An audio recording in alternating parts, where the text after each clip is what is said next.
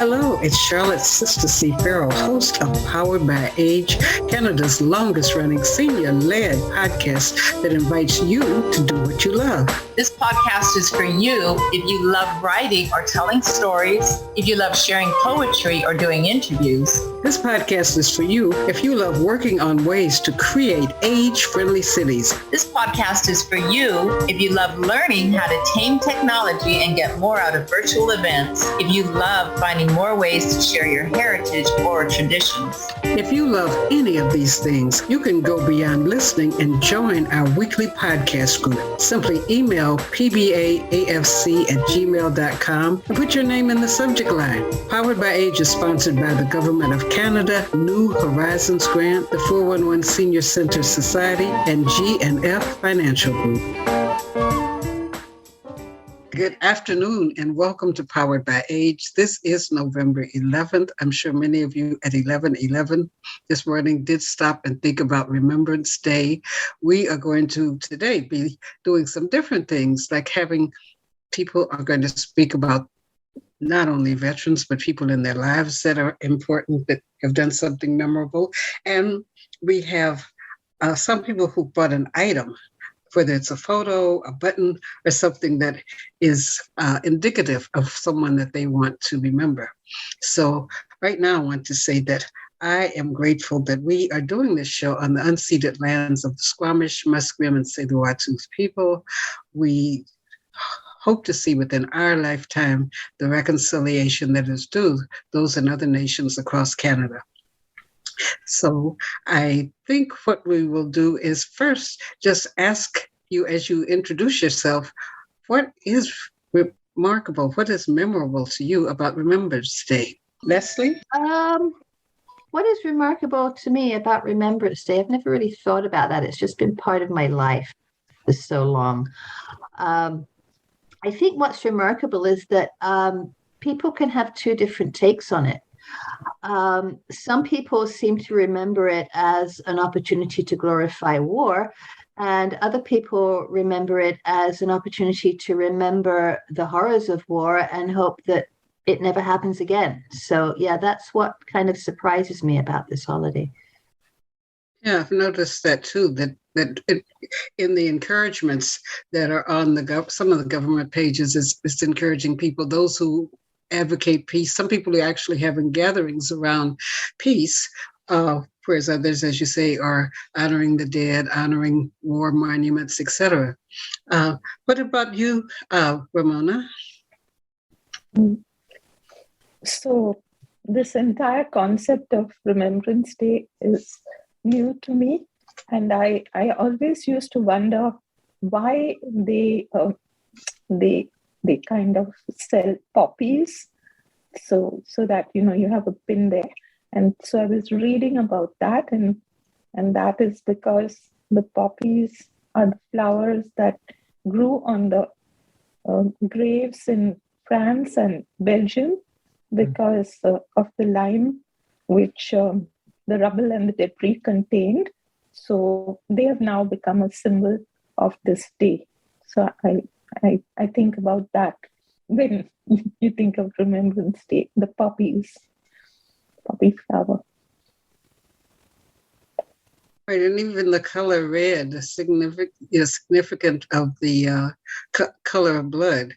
But of blood, right? Yeah, I didn't know that until this weekend too, when I was reading more and saying that in the second year on Normandy Beach, all of the different places where there was all this rubble from the war, that the poppy grew, and then it's become a symbol of remembering the day, but as well, people not really thinking about it, remembering a symbol of blood. What about you, Chris? Did you know that about poppies?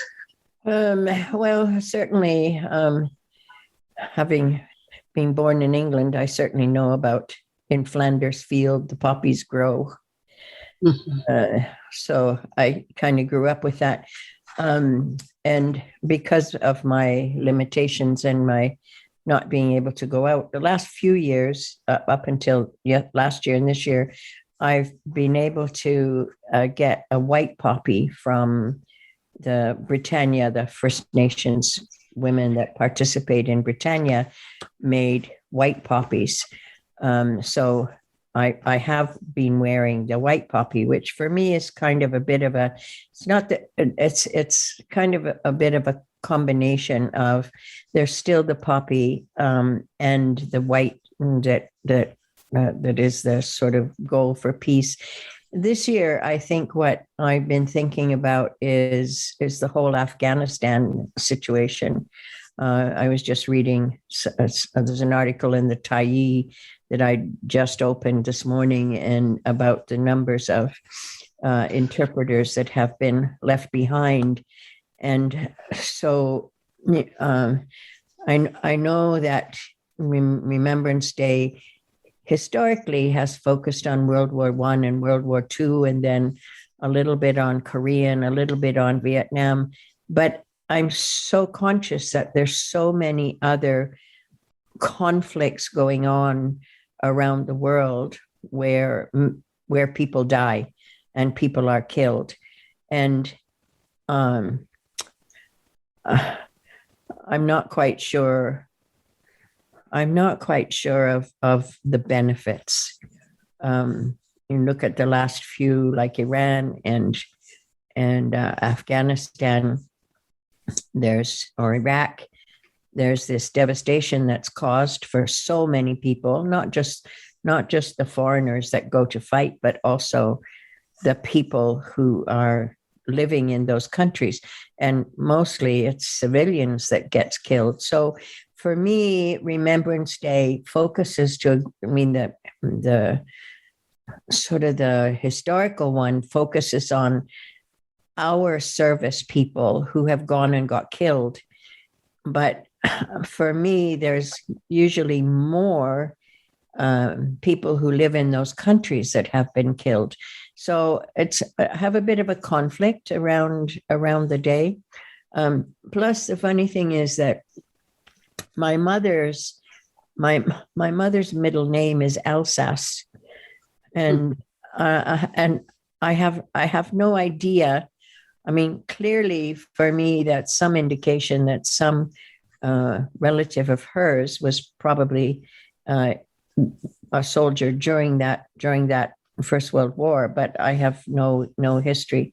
I know my mom hated the name, but for me, there seems to be some personal connection there that I don't know much about. So those are my thoughts. Very long-winded, I know. No, but very important, because that I have kind of the same conflict, because typically people will say to people, who might have on their uniform or that they know were in the service, thank you for your service. But the service involves so much pain. My father was a veteran of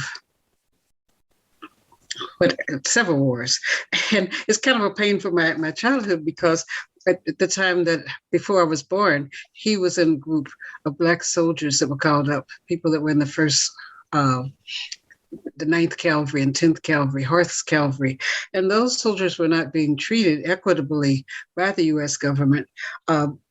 Wasn't even known what they were called up to do, because they had a lot of secret missions that they were given and a lot of training. And I didn't really find out till near the end of his life, when some of the soldiers came to pay tribute and were talking about things that they did, the conflict of serving there and then coming back to the States and not being able to get jobs, being put into shoveling and cleaning latrines, but also that there were some places where they did hold the ground. And so it makes me feel sad sometimes in thinking about his service record. He was in the Korean War, then offshore for the Vietnam War.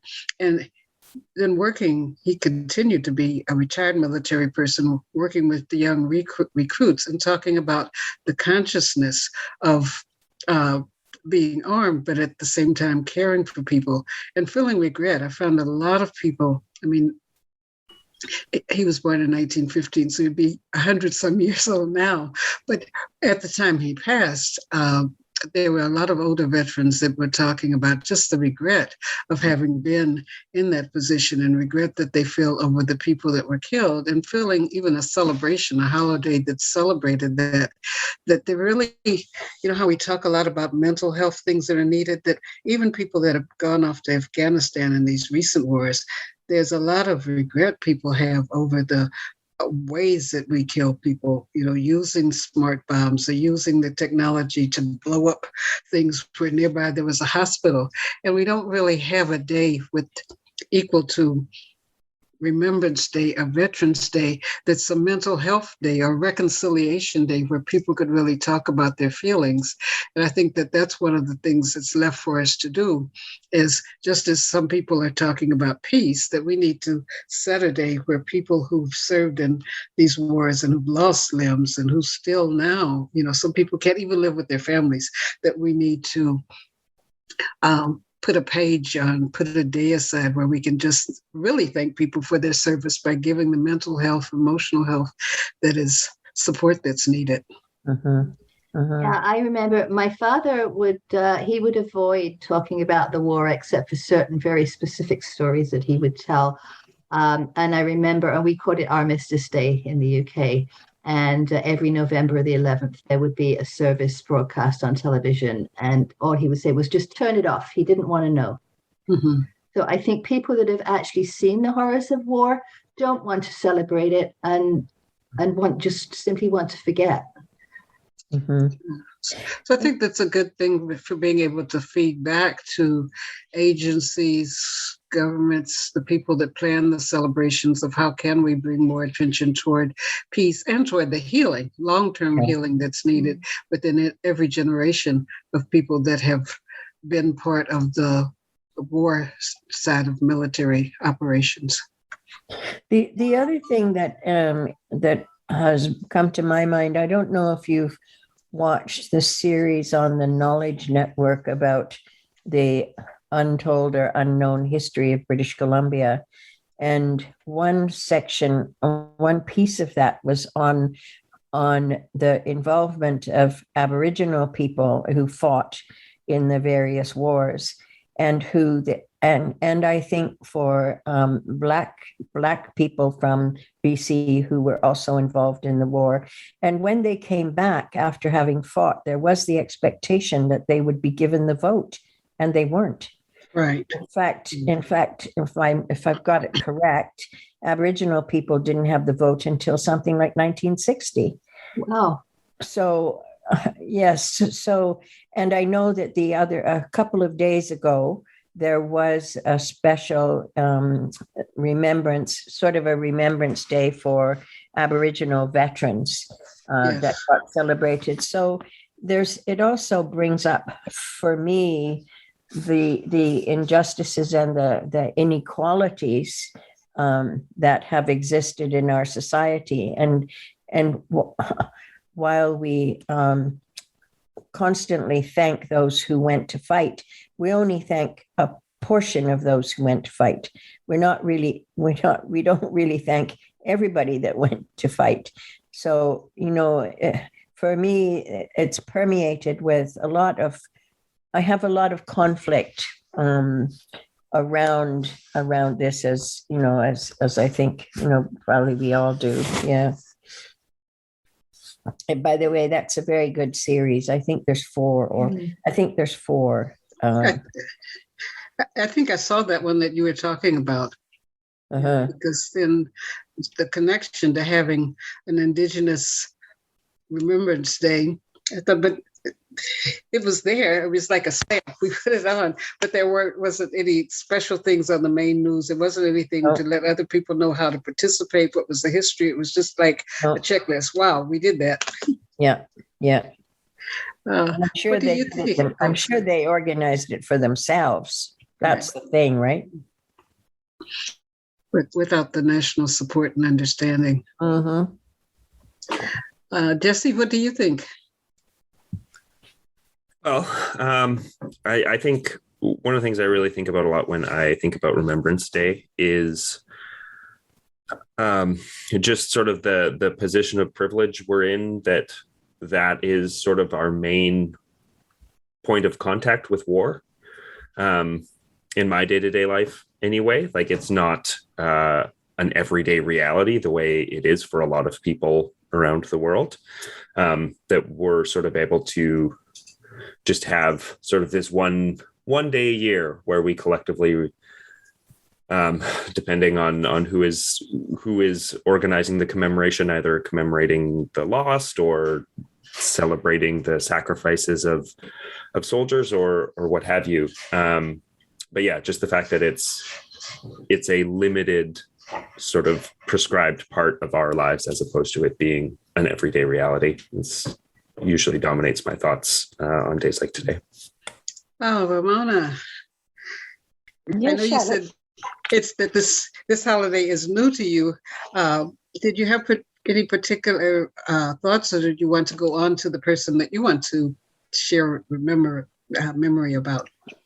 Sure, I'd like to, although this isn't something to do with the war, but it is someone who has really, shaped me into the person who I am.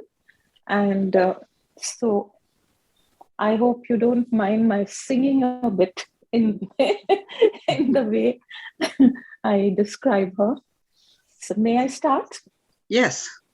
Okay. Who is she? This captivating woman with her Greta Garbo looks.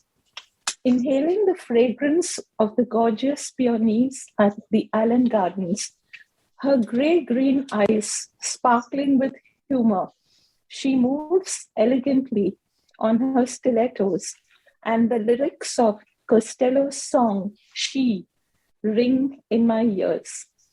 She may be the face I can't forget, the trace of pleasure or regret, may be my treasure or the price I have to pay. Me, I'll take her laughter and her tears and make them all my souvenirs. The meaning of my life is she. Yes, she's Olympia Rosa Maria Lobo, my mother. It's a bright Sunday morning at our house in South Bombay. I want to laze around in bed, but my mother's voice wakes me up with a peppy song. You've got to wake up in the morning with a smile on your face and show the world all the love in your heart. The air is filled with the tantalizing aroma of her Sunday special dishes, Goan dishes, potato chops, that is mashed potatoes filled with succulent minced meat, and kaldeen, a Goan fish curry in golden coconut sauce. As I slowly wake up, I think of the many things my mother means to me. I still remember how she taught me to sing as if I was on a stage. I am 4 years old, and my mother says, stand on the bed and hold this ladle in front of your mouth like a mic. And then she teaches me Somewhere Over the Rainbow, which is still my favorite song. During the Mumbai rains, the heavy rains bring Mumbai to a standstill with the floods. Schools are shut, keeping students at home. My mother made this such a fun occasion for my brothers and I. She kept us enthralled with the exploits of Perry Mason, the hero of her favorite Earl Stanley Gardner novels. She got us to create the most interesting scrapbooks, cutting out pictures from old magazines and encouraging us to write a short article in colorful felt pens or an amusing caption. All our neighbors loved her, as they could rely on her to come and help out with their sick children. I felt very jealous and lonely at times when she rushed out late at night to apply a cold compress or give a foot bath to some child or the other in our apartment building. My mother was my best friend. She accompanied me to see French films at the Alliance Francaise She was so proud of me standing first in school and college, and her joy knew no bounds when I was felicitated by the governor of Bombay after the PhD. To my mother, being well groomed and having a good posture was very important. When I set out for my exams in college, I'd hoped she would wish me all the best, but instead she called out, "Mona girl, stand straight." And when her right side was paralyzed after a stroke, my sister rushed to Bombay from Canada to see her. Though she was tired and jet lagged, my sister insisted on going to see my mother, who lived at my brother's house. And we traveled there together in a rickshaw, which is a three-wheeler with its sides open, our hair flying in the wind. I couldn't help thinking of how happy my mother would be to see my sister. But my mother took one look at my sister, and raising her left hand to her hair, she indicated that we should smoothen our disheveled hair. Well, some things never change, and that was our mother. As the song says, she is the reason I survive, the why and wherefore I'm alive. Thank you. Thank you for sharing that. That was wonderful. And the song really carried us through. I could picture her. I could picture, I was anticipating that when you got there, she was going to tell you to stand straight or something, but still the way that you talked about her, I saw the sweetness. I didn't feel like she's just a complainer, but just the sweetness that she had and concern about how she was raising you. Thank you. Thank you, Charlotte. You got it. Yeah, I'll say to people who might be listening to our podcast, one of the things that we have on our poweredbyage.com website is called Spins. And those are stories, poems, interviews, and novelties that people have written. So what I'm going to do is Jesse will give you his email, but have you set up a time that you can read that story to be one of the spins on our website. We're encouraging other people, if you have a story, we're going to build the biggest reservoir of stories about Canadians, of stories that people that are part of our podcast have written, because a lot of times people think of just memoirs, or they think of stories as just for the rich and famous, or the people that the E! Channel or somebody else has talked about, but just the delightfulness of the way you spoke about your mother, we could picture her and open this opportunity for other people to share their story about a loved one, or even to share a story about yourself. Lesley sharing a story about herself, interesting things in Japan, and just taking us there. I think that people who've heard that story have said, well, how much would it take? Or how could I go? Is that still possible? Are they still welcome? So we welcome your stories and your poems, because it does show the great reservoir of interesting things that we as older golden people have. Now, did anyone bring any item? That's a memorabilia item that you wanted to show? Oh, I've got something. Just a minute. No, I'm sorry. I can't lay my hands on it right now. I had a route map that when I was sorting out my father's effects, it's a map of Europe, and it's his route march across Europe during World War II. But I don't know where it is right now. I put it in a safe place. I have a handbook, and my father, when we I have two dads. I had the wonderful thing of growing up with my stepfather, was really my daddy, and then my father that I wrote to, communicated with, starting when I was in, I guess, junior high, and then met as an older teenager. But then throughout life had this wonderful different balance of men's perspectives on lives. But one thing they had in common was having these guidebooks. My stepfather, both of them had a similar thing, being born close to the Depression.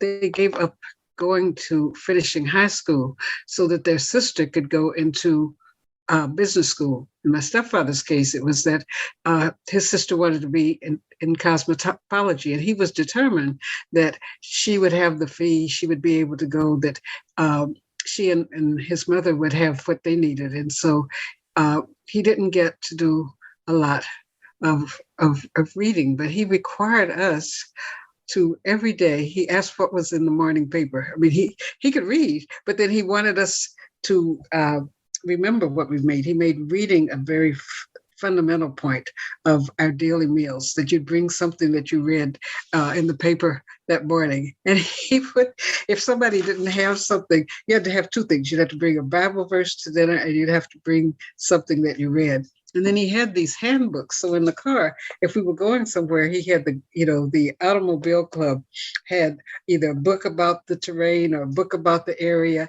and he would read something about it, but it would be in the car, so that if somebody even suggested he was lost, he would have the route. Same thing when I went to visit my father, in his car, in the glove compartment in the truck. They were each year. I thought, why did they even upgrade the things? It seems like the land is still the same, the landmarks, but he had each year. So that was a memorable thing. And, my father was a supply sergeant in the Army. And so I won't take my laptop in to show you the cupboard, but I've been building a pantry because he had a pantry in his house. He never had less than 100 pounds of sugar in the house in a steel can. And, cans, a whole shelf of soups and different things. So that was my item, is to show that this guidebook. And we were all talking about different little problems that were happening with the media this morning, and sometimes the maps go out. So people who just trust that they can look in their phone and Google something, or Google, MapQuest. What's the one for the transit system? There was one that people told me when I was wondering when the bus was going to come. They would look at their phone. Trip planner app. Yes, that those things can fail. So it's good to have a directory or a map of wherever you are. Found it. Oh, wow. And this thing it's just about falling apart. It's taped together with all kinds of sticky tape on the back. But it's the advance of the 10th Fusilier Medium Regiment Royal Artillery from Normandy to Germany, July 1944 to May 1945. And it's a map, for people who are listening, it's a map of Northern Europe. And there's a red line drawn across it, which goes through France and Belgium and Holland and into Germany. And I keep saying I'm going to get it framed. I haven't quite got around to it yet, but anyway, that would be. Yeah. And we went to Europe for a vacation when my father was still alive. He was quite elderly and his memory wasn't what it used to be. And we were in Brussels and took a picture of the town square. And when we were showing my dad the photos of our vacation, he recognized it immediately. He'd only been in Brussels probably for a couple of days during the war, and he remembered it. Oh, that's Brussels. That's the town square. So that obviously brought back memories for him too. Do any of you have memories of any women that were in the war, or things that have changed for the way women in the military have been perceived over your lifetime? Well, I know my mother was a driver for the ATS during the war. And after the war, she moved to London with my father. And when she saw the traffic in London, she threw her driver's license away and never got behind the wheel of a car again.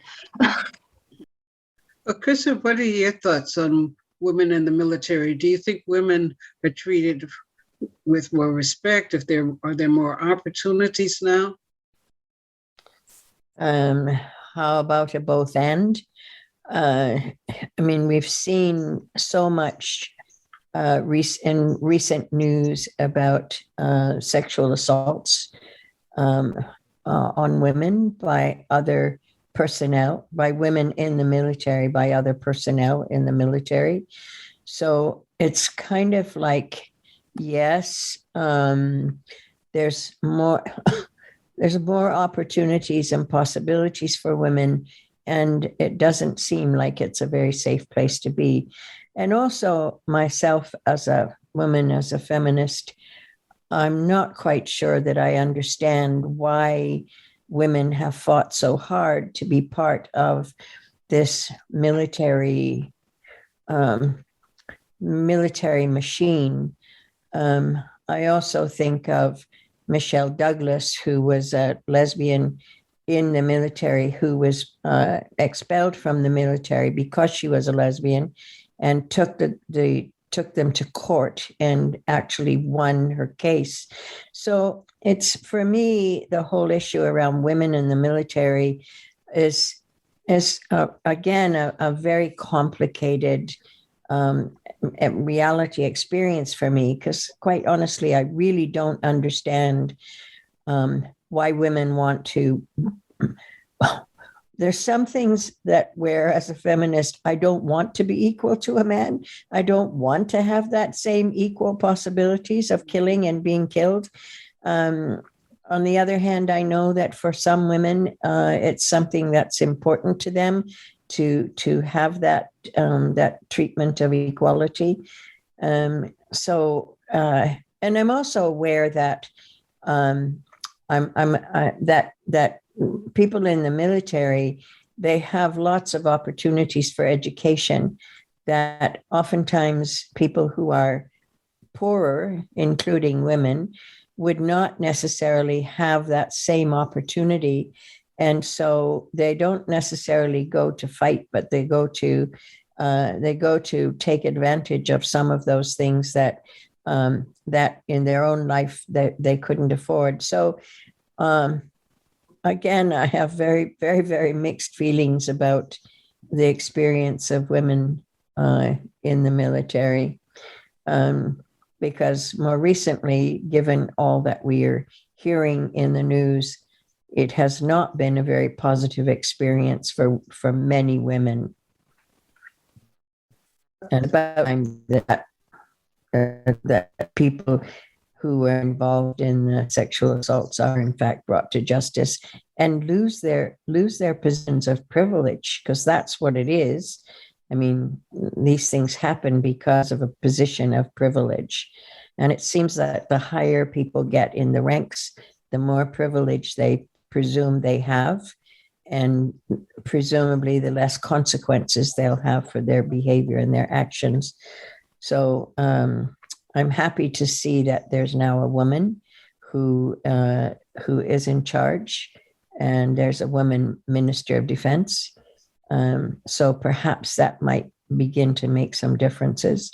But it's an uphill battle as far as I can see. And there I say a battle. Only it's on home territory. Right. I think the issues, sometimes it gets, muddled, because when people try and just define being loyal to your chain of command, or doing things, some of the physical things that women do are not necessarily beneficial to a woman's body, but in trying to push on the one hand, well, you should be able to do everything that a man does in order to be in this rank or in this position, that I think some of those things leave areas for challenge. But also the compassion. Women have often been more associated with the nursing and the compassion, and to honor those things is important, because as you were talking about Afghanistan, there needs to be people in the military who do make decisions about, do we bomb a place that's next to a children's hospital? There have been some documentaries on the numbers of children when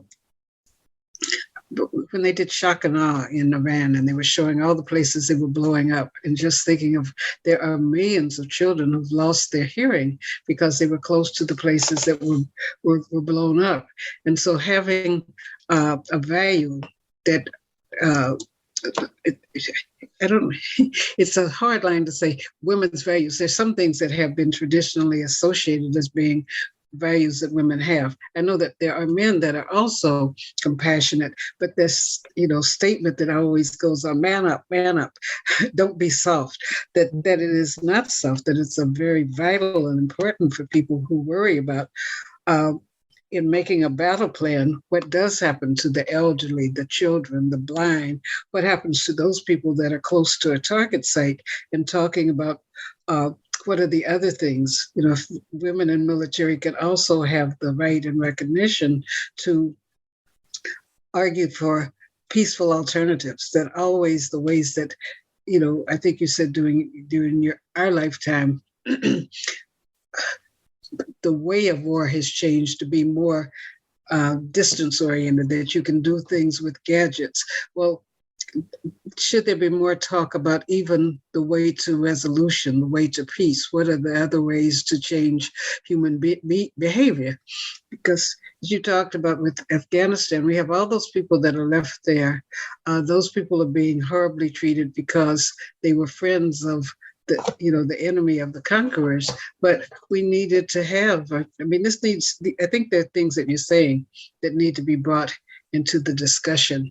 And how do you see lay people? How do you see us as residents, as people who are not in the military?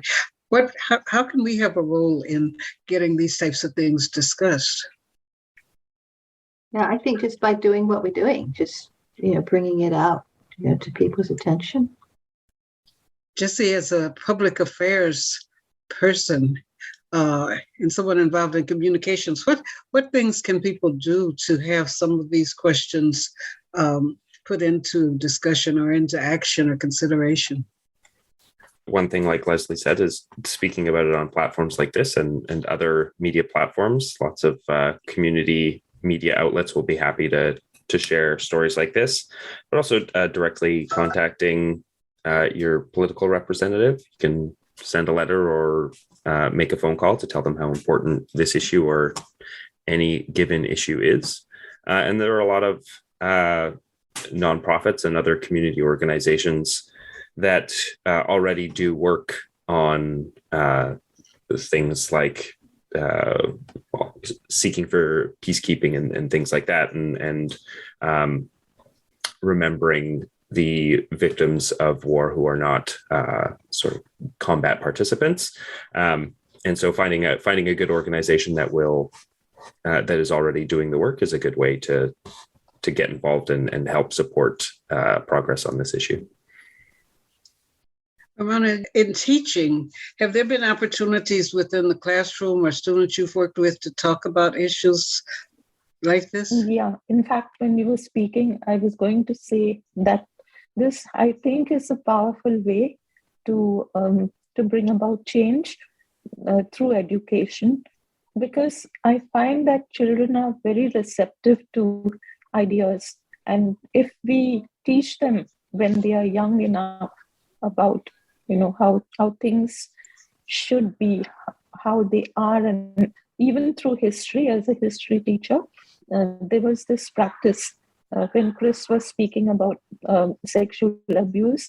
So there was this practice of, it was referred to as Johar, and this took place in the state of Rajasthan among the Rajput women. So when it was certain that the Rajputs would be defeated and they would be invaded by the Muslim armies. So in order to avoid being sexually abused and raped, the women, along with their children, committed mass self-immolation. So this was a regular practice. They burnt themselves and all their belongings, along with their children, to death. So this took place in the 14th century. So it's not new that women are abused in times of war. So making these children aware that these are the things which can happen, I think is a powerful creator of change. I like Jesse's idea that you speak in these kind of media communities or to your political representative. To some extent, our voices can be heard, But children are going to be the future, right? So they can be the face of change if we can, explain to them about these kind of atrocities that have been committed, and to somehow relate it to their lives, because every one of them has mothers, or some may have sisters or aunts or whatever. So bringing it closer home, explaining what has happened in the past and how we can avoid it in the future.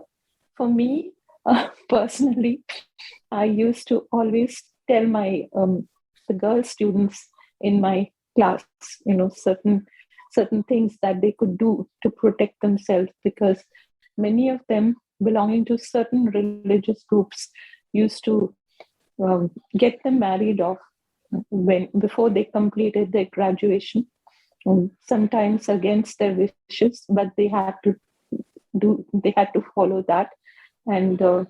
And so I would always encourage them, or sometimes try to get in touch with their parents, because some of them are really brilliant and they had expressed wishes of wanting to become a lawyer or something like that. So I would try to convince their parents, with supervision, please permit them to continue their studies even after they are married.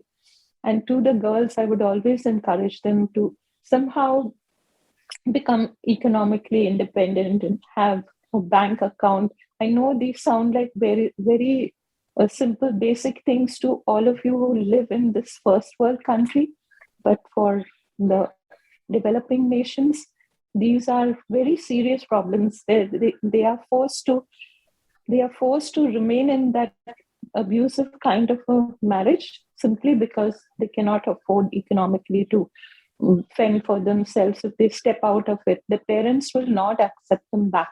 This is a very clear principle. Once you are married, your life has to be with your husband. No matter what is the situation, the girl is always held responsible for anything that goes wrong.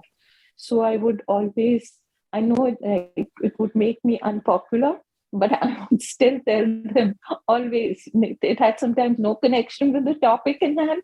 I would always tell them, please see to it that you somehow try to work and earn money and save it in your own name with no connection with your husband.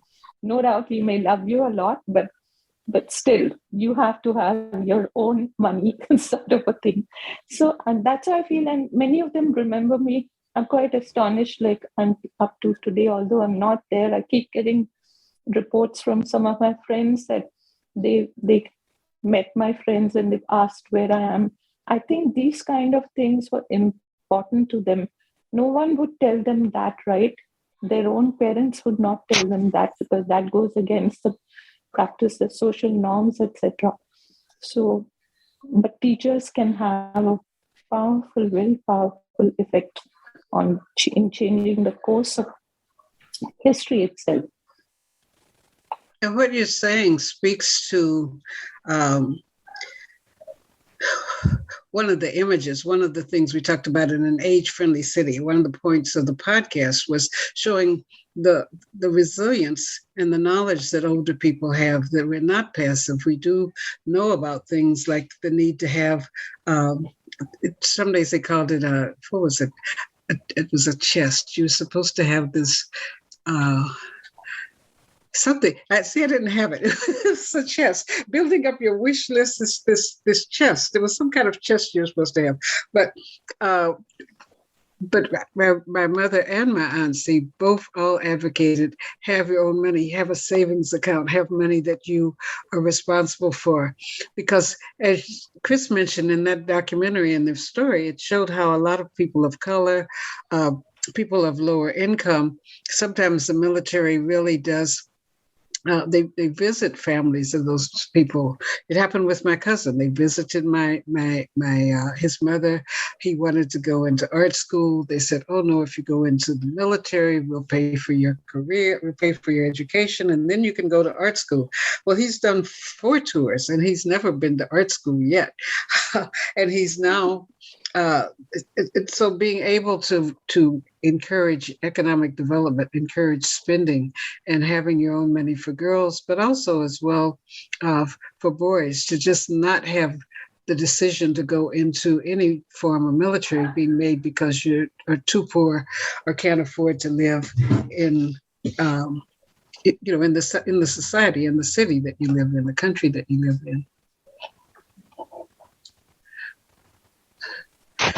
One of the things that I kind of wonder about when you talk about the youth and the younger people, at the moment, there's so much focus on climate and climate change. And I think that movement, people are, well, certainly the younger generation and some of us older people as well, recognize that this is a global reality.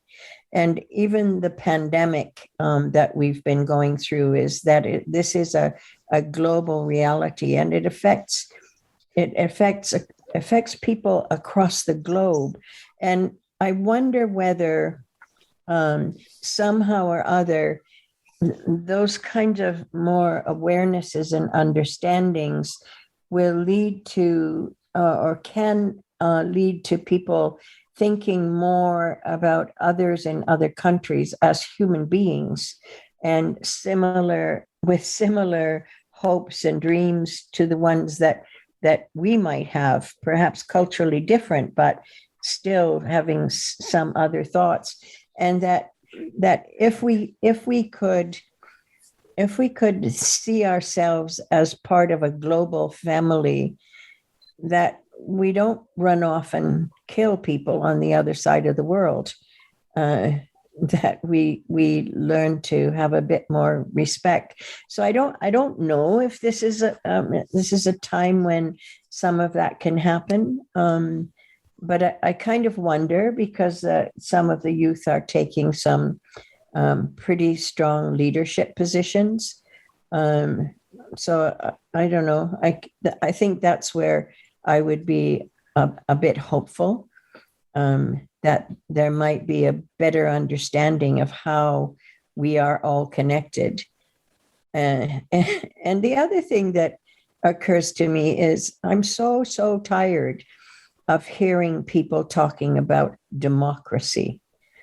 I don't think people know what the hell democracy is.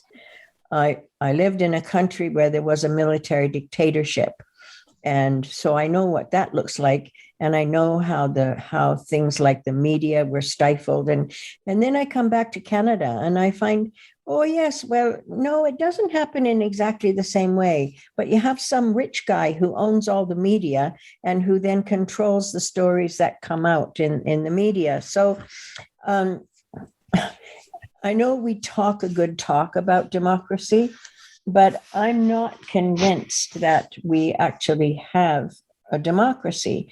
In Canada and in the United States, in order to run successfully for a political office, you've got to have a lot of money. So that in and of itself cannot be considered democracy, because the ability to get involved and to be part of policy making and all that stuff is limited to the people who have the money. So our governments justify going into other countries and bombing and shooting because they're protecting democracy. Well, no, that's just a buzzword. It doesn't work for me. Yeah, go ahead, Lesley. Go back and read George Orwell, Politics in the English Language. Well, Doctoring 101. When you talked about other ages, we saw an example when we had the discussion around senior issues. The grandmother who heard her granddaughter talking about going out to get arrested around protesting the cutting down of the old growth trees. And she said, well, let me go because you have your life in front of you and these charges will be bad. And so she organized other grandmothers, but there are some evidence of people working intergenerationally and people who are in our wonderful years, being able to have the perspective of saying, if I get a charge, it's not going to keep me from getting a job. I've already had a job. And then the shame it brought to the police to be putting these handcuffs and putting older people down on the ground to take them to jail, that it did have an effect on them making this new moratorium on the old growth cutting. It's not everything people asked for, but nothing was happening. So as you were saying, you wonder now with,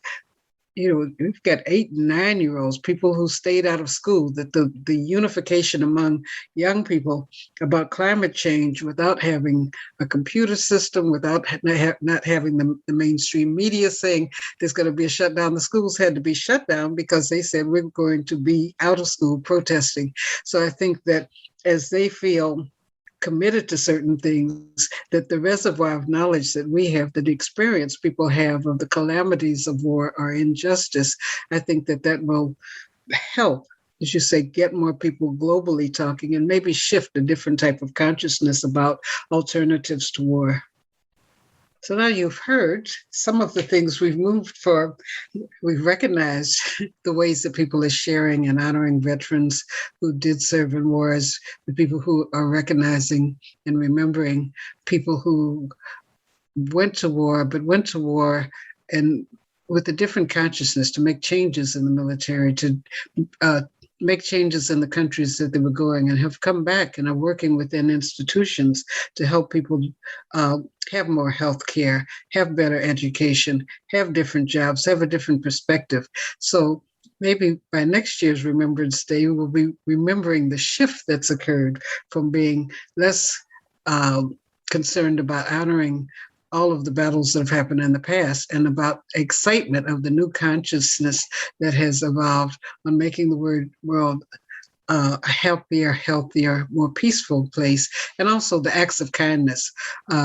If we have a day where we celebrate the acts of war, we can also have the days like July, the month of July, there's kindness, but we could have Kindness Day, and in Kindness Day be able to have memorabilia, things people bring to the table, stories, poems, etc., that will help people to have a day to remember that.